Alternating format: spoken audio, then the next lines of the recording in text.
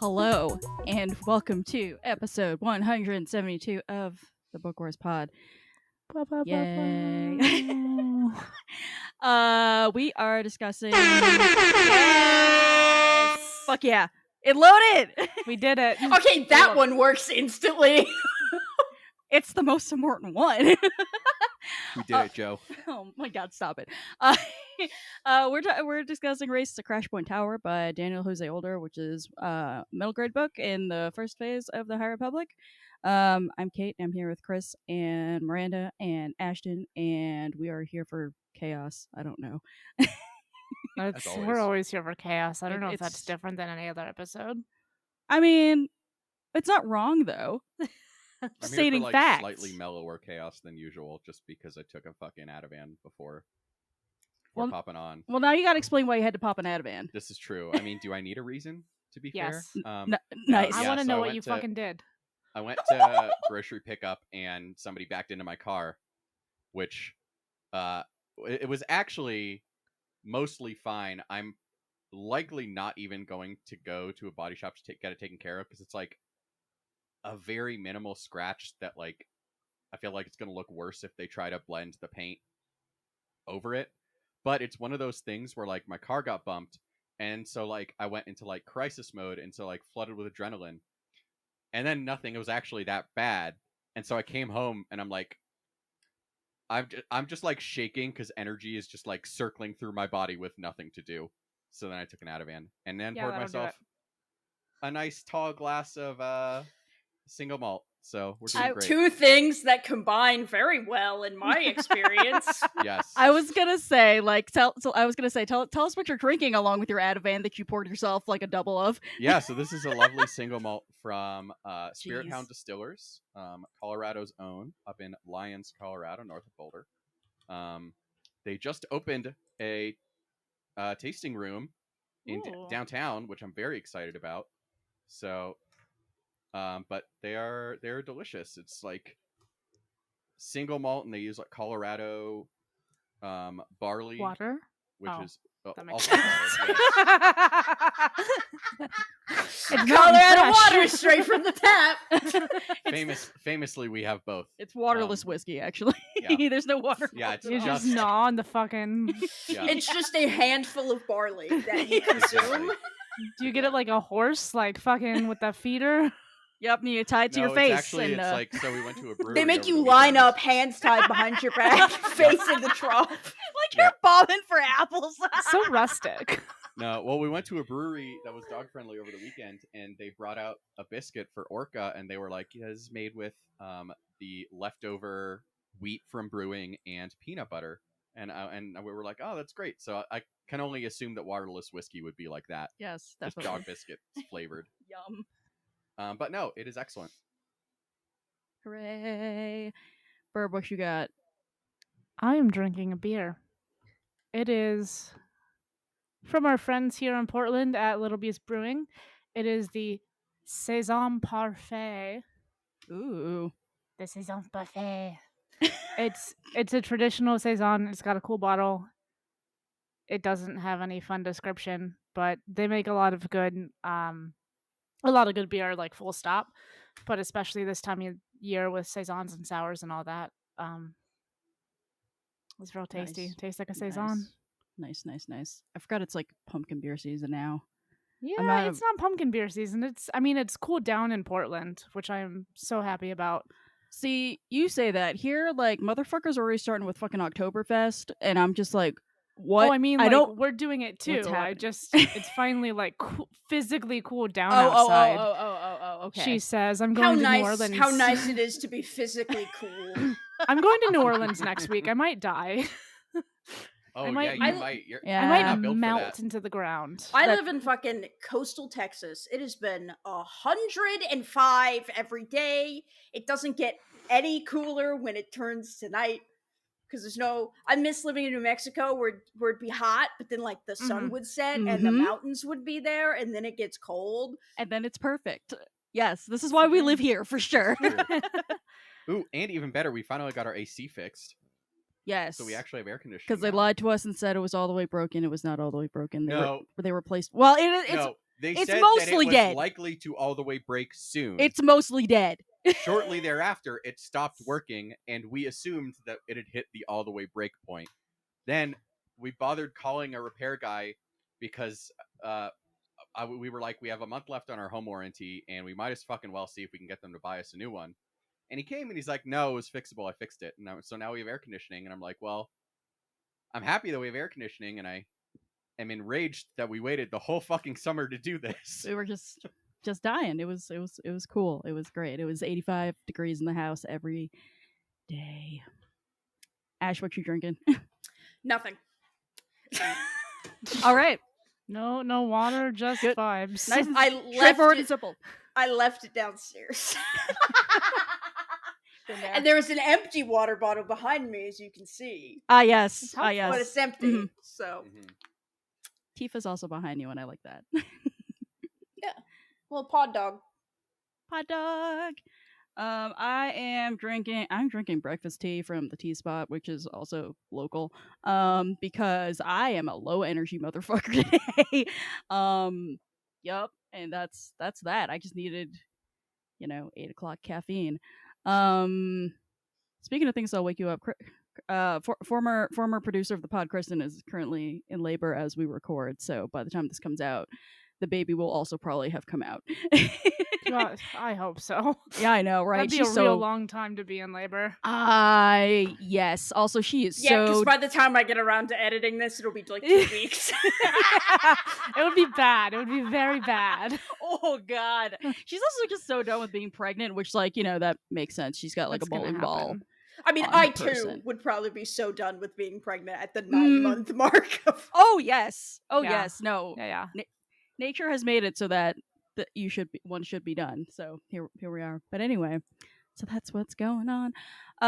For this book, our cause is I can read the outline. Aina Momona, which is an Hawaiian nonprofit, completely native led, and they are right now helping to coordinate relief efforts for Maui. So their website is KAAINAMOMONA.org. And on the front page, they've got a nice big button, so you can help donate to Maui related things, because holy hell, actually, shit's bad. This is a nonprofit that exists outside of that as well. So their purpose is achieving environmental health and sustainability through restoring social justice and Hawaiian sovereignty. And they support critical work in grassroots communities to restore fragile ecosystems, promote cultural rights and practices, enhance community well-being, and advocate for Native rights and social justice. So give them your fucking money. I think we'll also be posting the website link in the show notes or elsewhere, in case you didn't type along to Kate saying the letters that I'm also called numbers. I am also just dyslexic enough that I could have read that wrong, so go find something to click on. This is at least 50% dyslexic podcast, so I couldn't tell you either. It's good shit. It's good shit. The book podcast. None of us can read. It's None fine. of us can read. Including the person with 2 degrees in fucking reading, which is it's fine. Don't worry about it. We're not worried. That's the twist. We've never actually in the history of the podcast actually read a book. We have only read synopses of the books online and then made shit up about them. I mean, if you just slap some weird crap on Wikipedia, we would 1000% have believed it. Yeah. Yes. That's exactly how this works. I mean, I took my writing class in college, and for some reason I dropped out of a political themed one and was like, oh, I'll do this class about Jane Eyre. What the hell? And it took me half of the semester to realize that nobody was doing the reading. Honey. Oh, girl. It was a time. I didn't even go to college, and I could have told you that. Yeah, right? like I wasn't doing that well, so I was also just never talking. But like in high school, I was always doing the fucking reading. I'm pretty sure I'm the only one who read parts of A Tale of Two Cities in the 9th grade. Like I'm just nodding. it's I'm willing to bet I'm in the like 98th percentile of actual class reading done in college, because I was a fucking nerd, and I hadn't yet realized that everything's pointless and doesn't matter. And so I did the reading.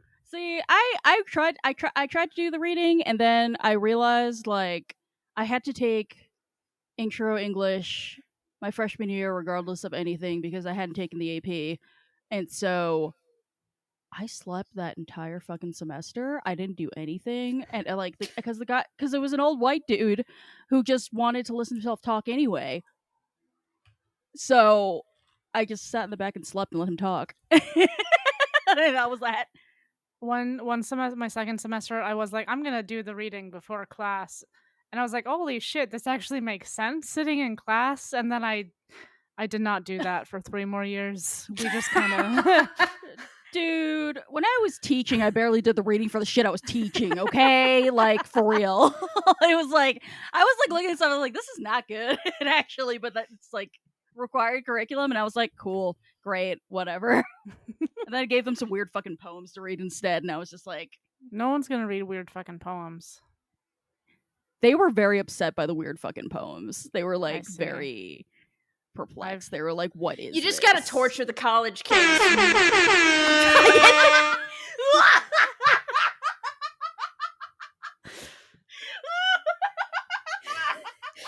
Amazing. I hit the space bar with my finger as I was like leaning over. I'm so happy right now. Which is the thing I keep accidentally doing when I play Baldur's Gate as well. I like accidentally hit the space bar with my finger, and it ends the turn, and I end the turn of the character I'm fighting before I had done anything. Oh my god, I love it so much. This is great. Listen, I don't even feel bad about whatever goes on with this podcast anymore because Chris and I were driving somewhere, I forget, and he had on one of his podcasts about Legion, which is his little Star Wars tabletop doohickey. His little guys, yes. God, they just don't edit at all, so it's a lot of just like mumbling and banging and like weird stuff happening. So like, and, if like Chris were alone on the podcast, yeah. but like 3 different versions of me, so that like we're all sitting different spaces away from the mic. Like literally, to be fair, we do get that from you. I have to adjust volume That's every true. time somebody different starts talking. It's that. It's like somebody somebody's like, I don't know. They can't. It's Chris. You know how Chris can't sit still, and you always just play with the mic stand. It's like that kind of a noise, and like, you know, just like somebody like kicking their fucking chair leg and stuff, and it's just incessant. Like, I'll be the first to admit, I don't put the same amount of effort I do in this pod for editing that when somebody's paying me to edit shit. Oh no! But I don't do that, so I feel better about myself.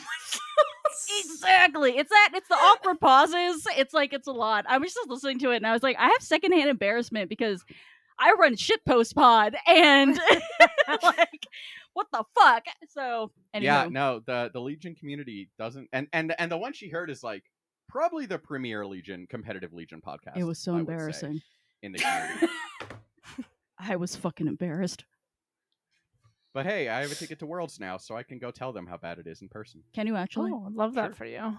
Can you? Yeah, I'm gonna send you. I actually won. Are you gonna play or are you gonna watch? No, I have an invite to play.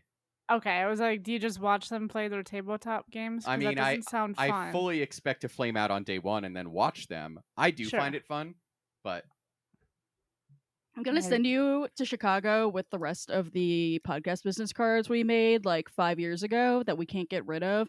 And you come back with any of them. You better not step foot in this fucking house, Chris. I think this really shows that like the 2 white men energy that comes from this half of the pod. Because I was like, you going to Worlds? That's so cool. It is legitimately cool. It is awesome. I'd watch people play Star Wars Legion and I don't even play Star Wars Legion. Though, Also, I hear Adepticon is cool. It should be fun. I've been to Adepticon. It's quite fun. Excellent. oh, that's baller. well. That's where I fucking love it. Worlds is. So. If they're screaming your dumbass, let us know. We'll tell. Oh people. no, I will absolutely let you know if I'm ever on stream. That's I don't fucking expect incredible. to get far enough that I will get on stream. But I you don't never know. I don't know. Chris on film. No, What no the- Duran there's- Duran lovers here. Cool. Oh, There's a book we're supposed to be talking about, right? oh yeah, about that. no, I we feel like can't I've been read. such a dick to Burb today for no reason.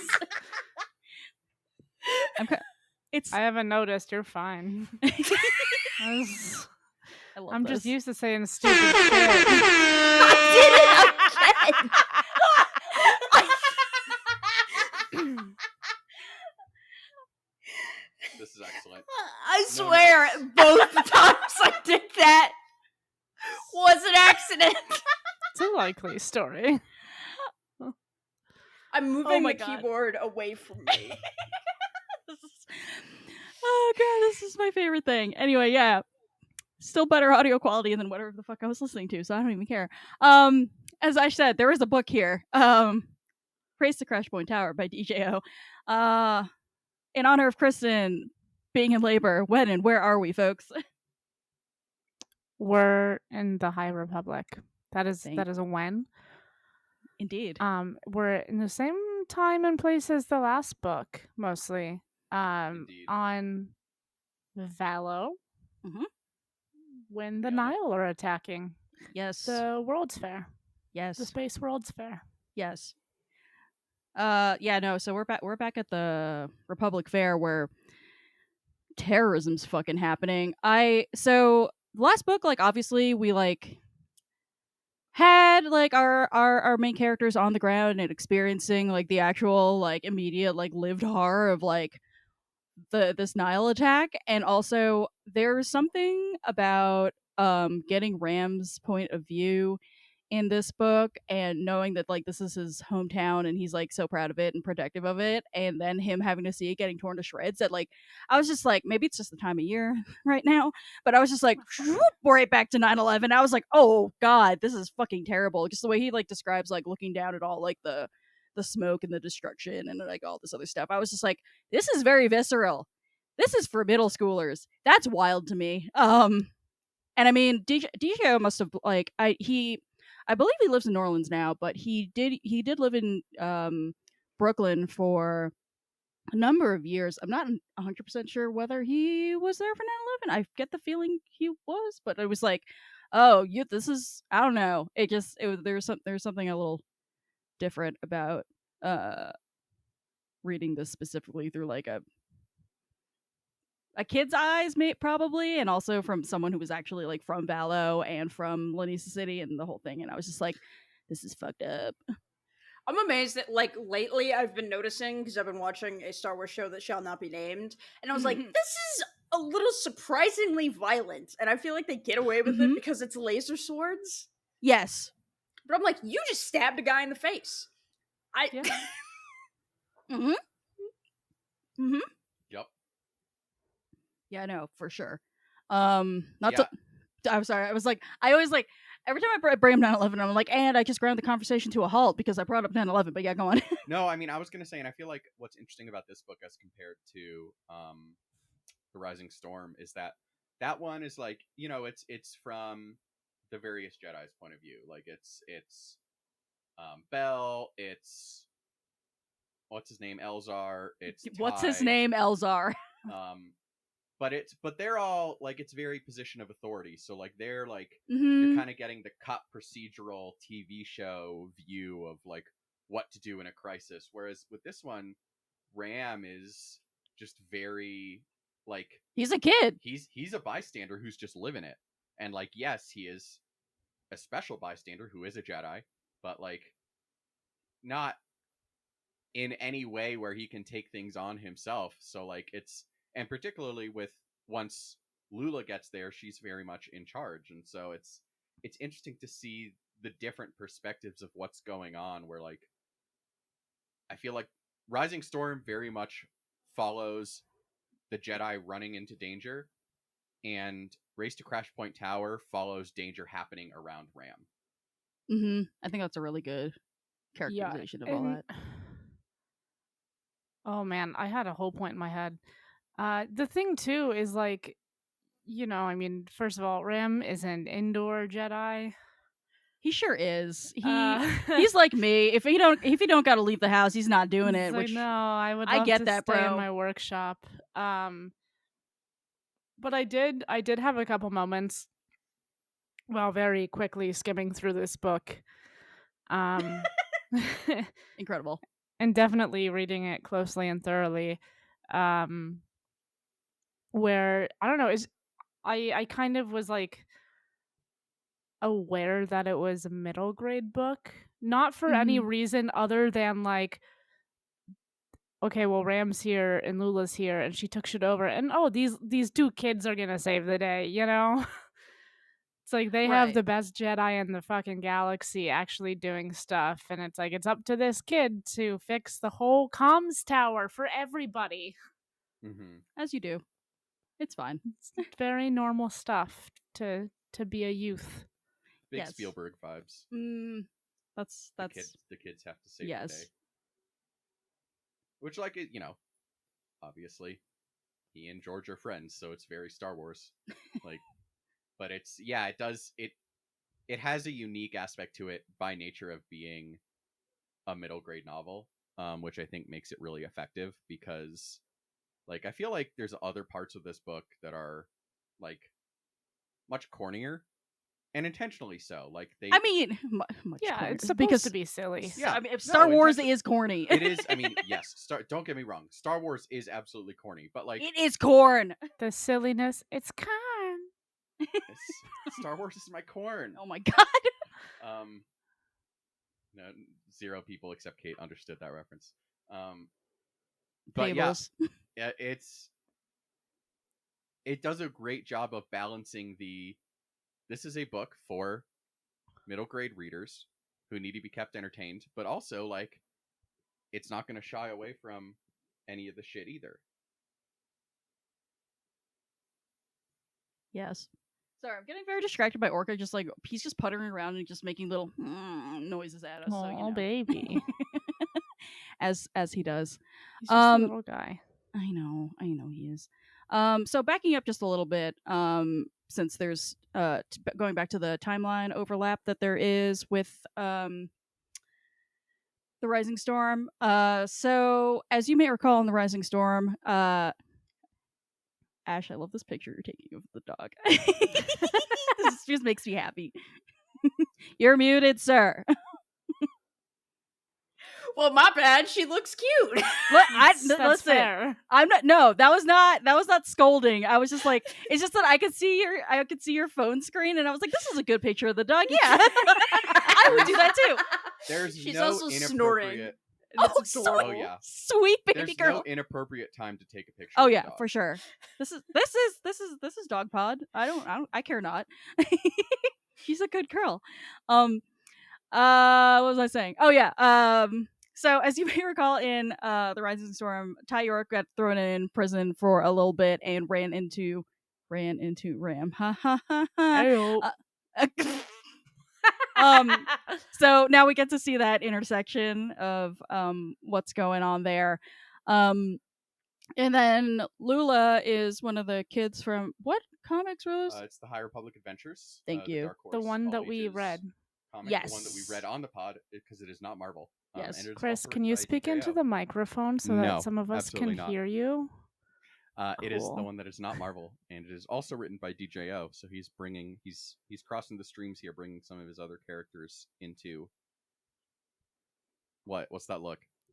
Well, don't come to the microphone if you're gonna call it crossing the streams. You told me to talk into the magic stick before we started recording. Oh, you're doing a great job. But he's talking about You said, did you not listen to? God, I'm so old. No one what knows. am I doing? You're just 50 Cent. I'm not going to explain this. I quite frankly have no idea what's going on. I don't know what's happening. happening anymore. All right. Do you know what's It's going fine. on? Just You know what's going on, right, Just Chris? bury us in the mud. No coffin, please. Just wet mud. All right, great. Anyway. Great. It's a dick joke, Miranda. It's a dick joke. Crossing streams? No. Oh, the magic mic, magic stick. Let's just move on. This isn't getting better. This isn't making anyone feel better about themselves. I'm leaving all of this in. Yeah, absolutely.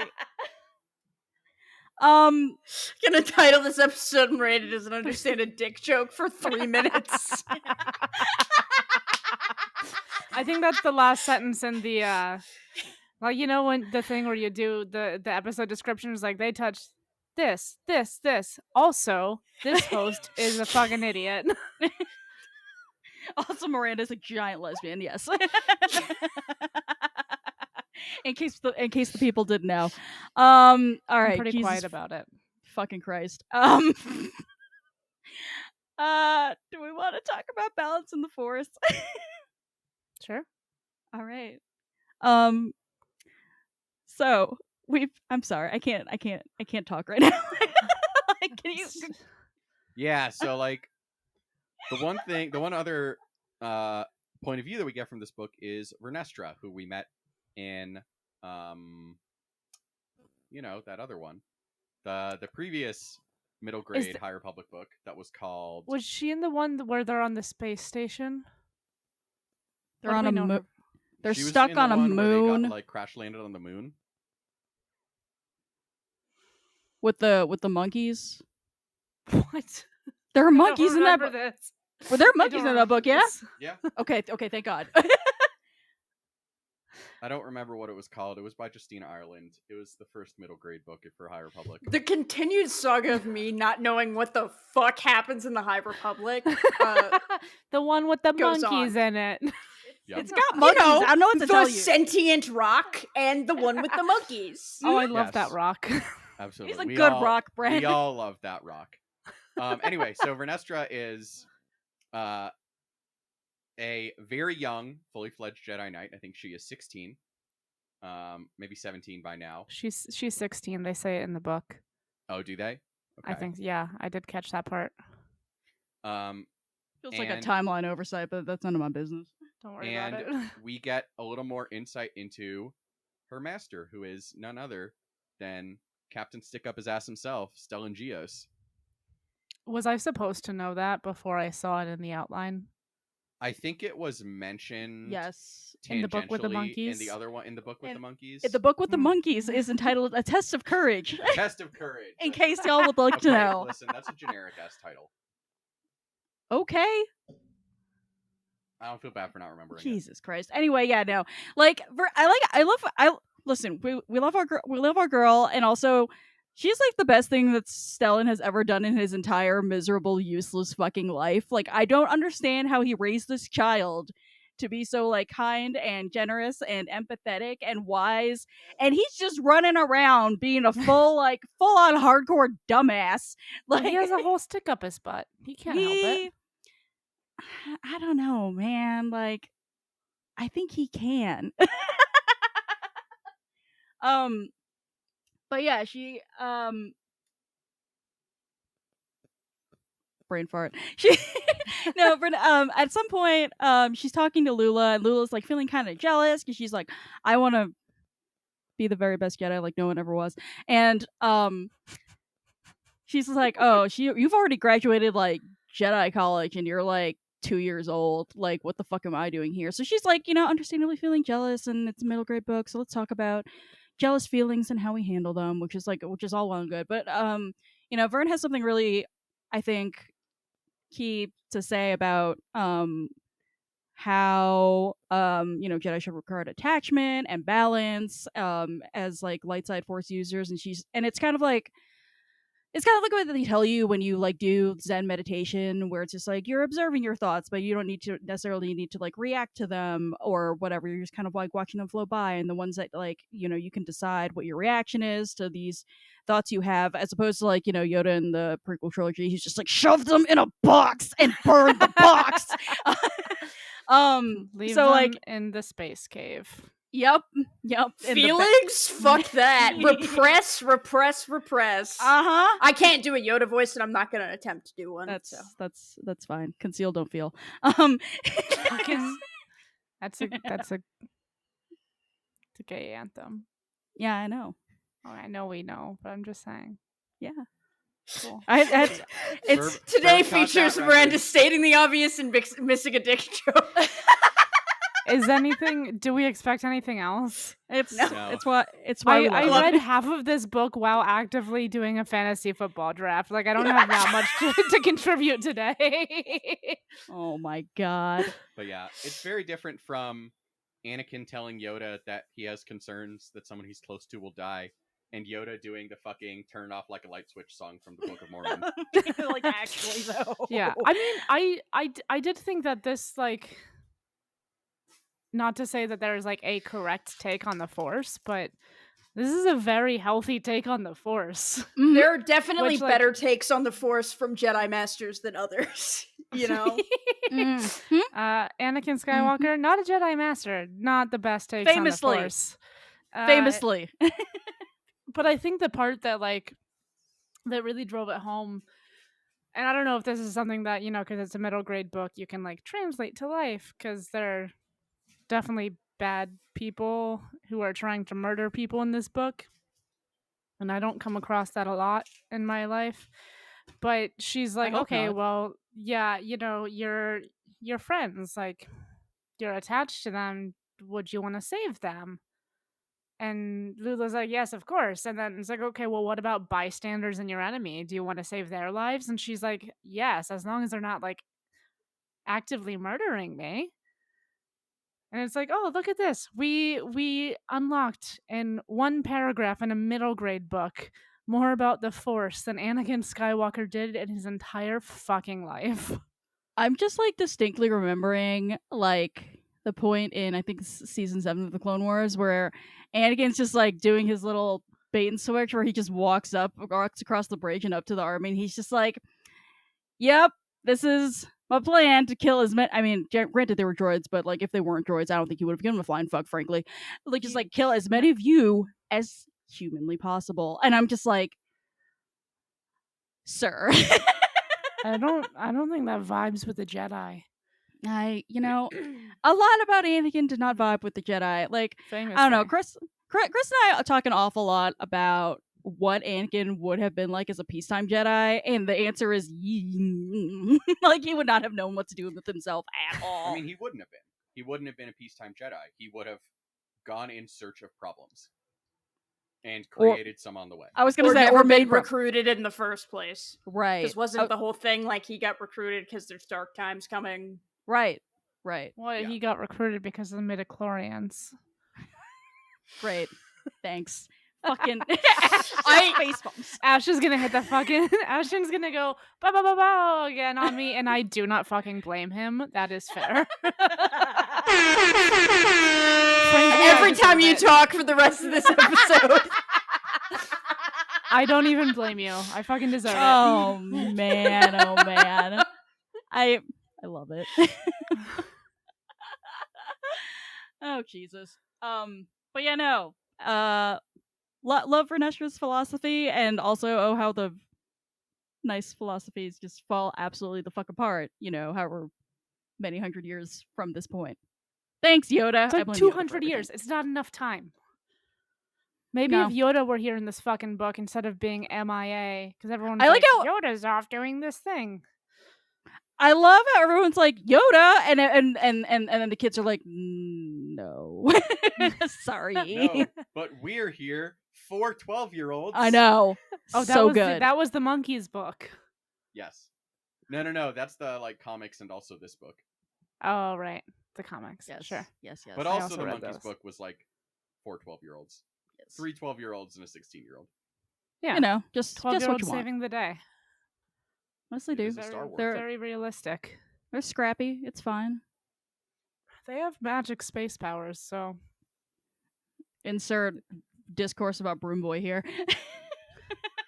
Broom Boy. All right, I really let's. hope they bring Broom Boy back for the Rey New Jedi Order movie. That's never gonna happen. Oh gosh, shut the fuck up. I hate you. Moving right along. All right. Burb, you. This is the point you texted me about. So I'm gonna let you. I did. What did I text Kate? Okay. As she pulls out her I'm- phone. I'm gonna got this. read the correct text because I have sent some interesting text to you today. You sure?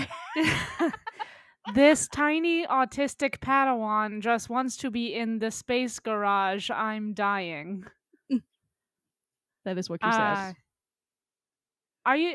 This is something that I think I've said before, as we've kind of gone through the High Republic, and not specifically related to the neurodivergence, which is the point in the outline that we've gotten to. But the one thing that there are lots of things. One of the things that I really like about the High Republic is the different looks at the Force that we get. You know, we see, just with all the different points of view, we see how folks interact with and interpret the Force in different ways. And like this book opens, fucking Ram is like trying to fix a speeder. And he's in his happy place. Ram is an indoor Jedi. Now this is pod racing. Now this is speed racing to Crash Point Tower. He's just a little autistic baby too, which we love to see. There's when he meets fucking what's her name? Zine? Zine. Zine. Yes. Thank you. The exact line was something like, "Oh shit, what do people say in this?" It wasn't that. This is a middle grade book, but you get it. But he's just like, right, I'm supposed to say hi like a normal. How does a normal do things again? And it was like, yeah. Yeah. I was like, oh, this little baby. He should be protected. He's just out with here all the living other... his life. He is. Not the life he wants to live. Things are blowing up too much. That's true. He would prefer the explosions be limited to his garage. I didn't hear any of that. He would prefer the explosions be limited to his garage. Correct.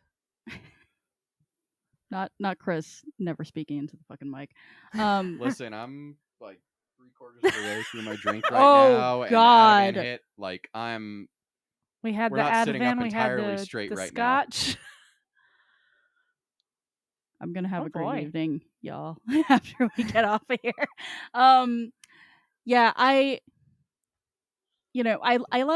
always interested in like Jedi who have an affinity for just like, you know, mechanical stuff. But the way that there's that moment where he's just like crushing the innards of the Nile ships, and I was like, this is the most badass thing I've seen in a while. Like he's just like they're just like like with his brain just fucking reaching inside and being like, I could break this and I could break this and this will disable the ship and this is fun. And I was like, that's such a useful skill that I don't think I've like. Yeah, I don't think I've specialized knowledge. I don't. Yes, special interests come in handy. But yeah, no, I don't think it's like something that like we've quite seen before. I mean, we've seen like Vader brute force just like, you know, doing fucking fuck all crazy ass shit with fucking like crushing things, but like that's like very fine tuned, you know, just like just knowledge and finesse and all this, and God knows no one can ever say that Anakin Skywalker had ever had finesse. So no, I was just like, this is actually quite impressive for you being like 2 years old. Like, just it's like, yeah, no, I was like, oh, this is actually very fascinating. So anyway, I love seeing that. And it's, I think, a really interesting contrast to both neurodivergence wise and also just skill set wise that doesn't exist in the Skywalker era, because like, you know, you think about Anakin, who like we meet him and he is like the most talented tinkerer essentially around, and outside of his emo scene in Attack of the Clones, we never hear anything else about that because the Jedi don't care. It's not in the skill set that they are cultivating, and it does not fit the rubric of who they're trying to create as Jedi. The Jedi were like, we're doing Common Core only. Yeah, honestly, though, like in this, you see Ram, who like his master encourages, like is fine with spending his time at the garage. Maybe he could use a little bit more supervision occasionally, but like understands what he's doing, understands that this is how he sees the Force, and tells him to nurture it. We see Zine, who is too old to join the Jedi, but instead of that being like and now you're shit out of luck and you have nowhere to go, it becomes but hang around, see if you can pick some stuff up. Like, like we're again just continuing to see that much wider lens and wider definition of what it means to use the Force that is really just nowhere to be found by the time of the Skywalker saga. I wonder. Apparently, the Jedi Order is quite expansive during this beginning of the Skywalker saga, but we never get to see any of it. Mm-hmm. Except for like maybe in some of the books, there isn't really a point here. It's just like, again, me reiterating what I said before. It's great that there's so many points of view.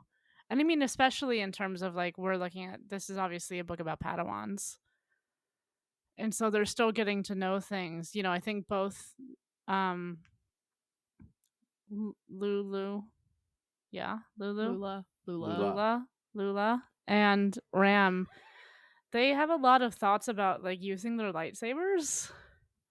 And at least one has like never fucking used it outside of practice, which they hate in the first place. That one's Ram. This poor child. He's doing great, honestly, for like he's doing a great job. He's killing it. He's like he's talking to the Drengir, he's getting them to like stop the fucking speeder / what do you call them? Just the Nile ships like dead in their tracks. It's awesome.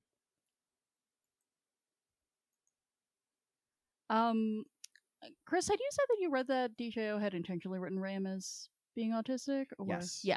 Okay. Yeah, so that was also something I wanted to bring up. Like, I think there's a lot of times when, like, like we can read neurodivergence or queerness or what have you into characters, but like this was like purposeful. Like he decided at the beginning. And it's always tough, right? Because like as a writer, you want to get this aspect of their identity across without it being cliche or overwrought or like, bash you over the head with, did you know he's autistic? Like, but I think the line is walked really well here, and it's I think also interesting to see because we got our first pretty much explicitly autistic character in the TV shows as well, in Tech and Bad Batch, where they like dove very deep into how he sees things and how it's very different from other people, and that's alarming to some other people. And it really tackled that issue in, I thought, a really surprisingly well done way. For them, yes. For them, yes. It is somewhat frustrating that the autism rep we've got in Star Wars is like tech guys. Yes. Like computer boys. Right. Haven't you heard that's what autism is? It's little boys who like trains. Mm-hmm. Yeah. Definitely. There is space trains. Much further to go on that for sure. But yeah, to your point, Kate, it is nice to see this intentionality that we've been seeing throughout the High Republic to like, who are we bringing into the story? What are they personally bringing to this in order to create the universe that's fuller? And like, yes, there's further places to go, absolutely. But it is nice to see, I think, that we're getting this right now. Yeah, I mean, it's one of those things where it's just like, in a perfect world, there would just be more. And if there were more, then,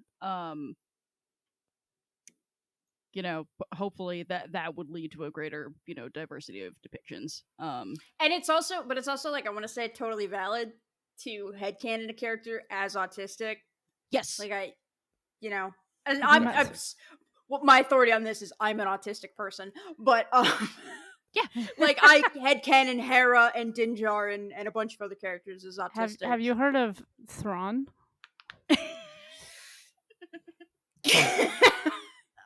It's just like, can I not? Can I not have heard of Thrawn? Fair. It's fair. I wish I never had to hear of Thrawn. Oh man. Oh, he's remember in the when show I that was- shall not be named. I remember when I was 14. This is before Disney bought Lucasfilm, and any of this shit was like a glimmer in the mind's eye of Dave Filoni. But I said Thrawn was my favorite Star Wars villain for a very long time. I rescind that. That's Oh, Fair I enough. famously have seen none shows, so I'm only going off the books here. mm-hmm. I forgot that you actually read books with Thrawn, because I was like, how does Miranda actually know Thrawn outside of just like references from people? I've A read, reference to him being blue. I've read 2 Thrawn trilogies. 1 Thrawn trilogy. All right, fair How point. many new canon? There's like 8. There's so many Thrawn books. I've read them all. There's been 6, I think, and I've read have you 6 read- books about Thrawn. we've only read 4 on the pod. I've read 4 books about Thrawn. I love it. Yeah, see, I have no basis in legend, so I'm like, Thrawn is fun, and like I understand like Oh, I will say, Heir to the Empire Thrawn, when you're 14 years old, when you're a 14-year-old boy, the coolest shit you've ever seen in your life. oh, of course, Oh, yeah, no yeah, doubt. yeah. No, Thrawn absolutely. now as a old man. As- No, Fair enough. as a fair enough. redacted age man. You're still younger than us, so I It's don't like, wanna you're hear. still the youngest person on Yes. this podcast. You're People Yes. are weird about it. I don't like talking about my age on the internet. People get really weird for some reason. Interesting. 'Cause I've Thrawn had was some- infested by youths. I've had some experiences. That's all I'm Mm. gonna say. That's fair, man. Isn't the internet a fucking experience though? Oh god. But yeah, no. All that is fair enough. Can we talk about meat? meat. I fucking love it when the Drengir find meat and they just start chanting about it. It's fucking me whenever someone's like, "Oh, let's get like some cheese. Let's do a little charcuterie board." And I'm like, "Where's the meat? meat." I like DJO writes the Drengir perfectly. They're just out here. He's like they are single minded in their goals, and their goals are It's to consume. it's just me at every single cookout I've ever been to. Fucking me at all times. Mm-hmm. And it's so funny. I love too that like he just writes this so well. Like it's there's actual plot happening and Ram is like persuading them just using regular talking and not the force part because he's bad Mhm. at that. But they just want the meat. Yeah. It's so Which- silly. It, They it's just silly, relatable, like yeah, they refer to Ram as meat. The meat is talking. The meats have shiny sticks. yes. So fucking good. It's very like Pixar vibes. Yeah, It's definitely cartoonish for sure. which Absolutely. is fair because these are all Yeah. things for children. Yes, and also they're sentient bushes. Like, come the fuck on. they're just like evil Muppets or whatever, basically. They just remind me of the aliens from Toy Story from Pizza Planet. The claws are master. It decides who stays and who goes. Like The meat. just like that's how they feel about the meat. They have taken this inanimate object or concept and It's a very animate concept.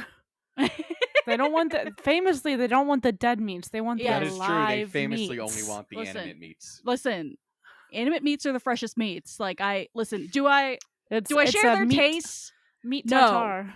Jedi Jedi tartar. Yes, I do not share their tastes, but I understand their philosophy. You know. Yeah. So there's this incredible moment where Ram's just like kind of like bargaining with them, being like, they lied to you about getting you fresh ass meat, right? And they Drinker are like, no fucking way. This is a travesty, which is an incredible comedic moment. And then like this giant sentient set of bushes just kind of shoves itself into a spaceship and flies away. And I was like, all right, so I understand Ash's face right now is really. He's like, what the fuck is this shit you're reading? When I tell you I have no idea what the fuck goes on in the High Republic, I am telling you the truth. So this sentient bush shoves itself into a spaceship and So flies there's away. So there's a sentient bush and a sentient rock. Yes. Yeah. Correct. Well, there's a lot of Okay. sentient bushes. Actually, Yeah, they're like famously, it's more like a sentient It's more of a weed. hive mind bush. Yeah. Yes. It's a rhizome of carnivorous bushes. Is that the bitch in Colorado where like all the trees have Yeah. like one root system? Yes. Yes. That is exactly what that is. Ash is just about to throw himself out the fucking window, dude.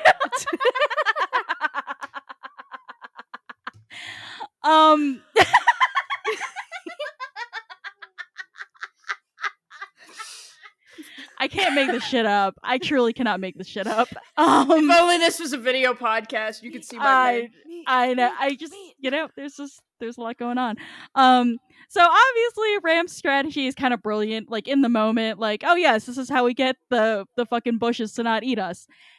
And also they fly off in a spaceship and they're about to go probably colonize somewhere to actually find their fresh meat. And I'm like, at the end of the day, was this a good idea? I don't know. How did you Probably feel not, about but that? it saved them. It saved them. Yeah, I mean, like, when you're like 12 or whatever, I guess like your long-term planning part of your brain is not fully developed and whatever the fuck, and sometimes it never gets fully developed.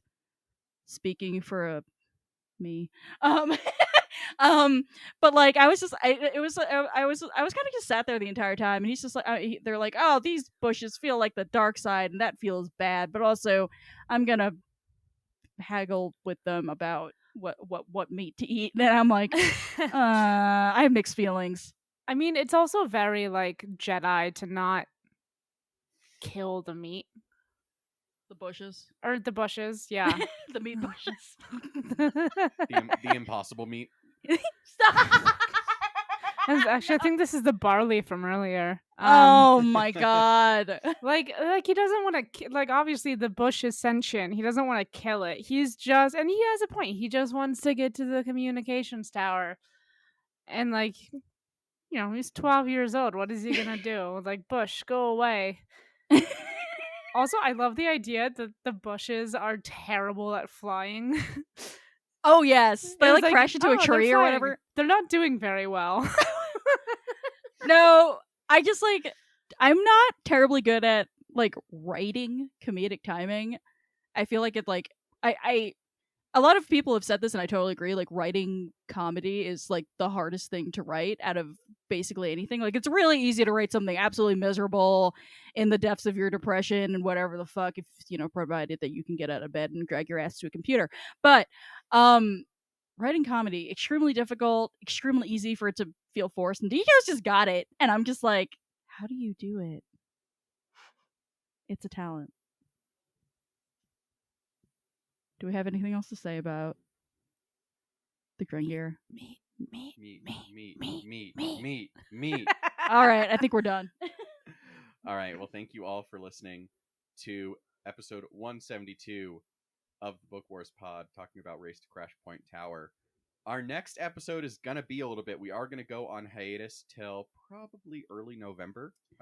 People are traveling and going into weddings and doing health stuff and launching a fellowship because Rana is much cooler than I am.